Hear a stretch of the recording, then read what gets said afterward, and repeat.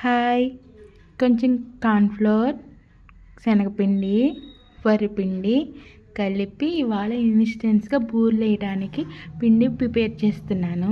దాంట్లో కొంచెం salt, soda, పంచదార, కొంచెం వాటర్ వేసి బూరెలు వేయడానికి ఎలాగైతే పిండి రెడీ చేసుకుంటామో అలా దాన్ని కలిపి అలా అలా తయారు చేసుకోండి.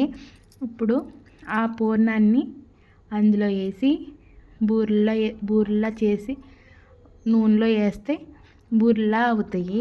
ఇది ఇన్స్టెంట్స్గా తయారు చేసుకోవడానికి చాలా బాగుంటుంది. మినపప్పు నానబెట్టి గ్రైండర్ చేసే పనే ఉండదు అసలు. కానీ టేస్ట్ మాత్రం చాలా బాగుంది. మన మినపప్పుతో తయారు చేసిన బూరెల్లానే ఉన్నాయి. ఇలాంటి కొత్తగా ట్రై చేయండి, చాలా బాగుంటుంది. మీరు కూడా ఇలా తయారు చేసి తిని నా కామెంట్స్లో చెప్పండి ఎలా ఉన్నాయో. నా ఛానల్ సబ్స్క్రైబ్ చేసుకోండి. బాయ్.